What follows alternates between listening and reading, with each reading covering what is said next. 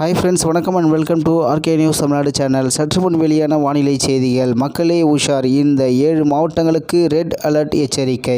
செய்தியை முழுமையாக கேட்கறதுக்கு முன்னாடி நம்ம சேனலை சப்ஸ்கிரைப் பண்ணலாம். சப்ஸ்கிரைப் பண்ணிக்கோங்க. மறக்காமல் பெல் பட்டனை கிளிக் பண்ணிக்கோங்க. அப்போ தான் நம்மளுடைய அப்டேட்டட் நியூஸ் உங்களுக்கு உடனுக்குடன் வந்து சேரும். தமிழ்நாட்டில் கோடை மழை பரவலாக பெய்ய தொடங்கி இருக்கிறது. அதிலும் குறிப்பாக தென் மாவட்டங்கள் மற்றும் மேற்கு தொடர்ச்சி மலையையொட்டிய மாவட்டங்களில் கனமழை பெய்து வருகிறது. அதன் தொடர்ச்சியாக தென்மேற்கு வங்கக்கடல் மற்றும் அதனை ஒட்டிய தெற்கு இலங்கை கடலோர பகுதிகளின் மேல் நிலவும் வளிமண்டல கீழடுக்கு சுழற்சியால் இன்று அதாவது வியாழக்கிழமை முதல் 19ஆம் தேதி வரை 4 நாட்களுக்கு தமிழ்நாட்டில் அநேக இடங்களிலும் புதுச்சேரி மற்றும் காரைக்கால் பகுதிகளிலும் இடி மின்னல் பலத்த காற்றுடன் அதாவது மணிக்கு 40 கிலோமீட்டர் முதல் 50 கிலோமீட்டர் வேகத்தில் லேசானது முதல் மிதமான வரையிலான மழை பெய்யக்கூடும் என ஆய்வு மையம் தெரிவித்துள்ளது. இந்நிலையில் மேலும் இன்று 7 மாவட்டங்களில் அதி கனமழை பெய்யக்கூடும் என வானிலை ஆய்வு மையம் தெரிவித்துள்ளது. இது தொடர்பாக வானிலை ஆய்வு மையம் வியாழக்கிழமை அதாவது மே 16 ஆகிய இன்று வெளியிட்ட அறிக்கையில் கோவை, தேனி, நீலகிரி, திண்டுக்கல், தென்காசி, நெல்லை மற்றும் கன்னியாகுமரியில் அதிக கனமழைக்கான ரெட் அலர்ட் விடுத்துள்ளது. தூத்துக்குடி, விருதுநகர், மதுரை, திருப்பூர், ஈரோடு மாவட்டங்களில் இன்று மிக கனமழை பெய்ய வாய்ப்புள்ளது.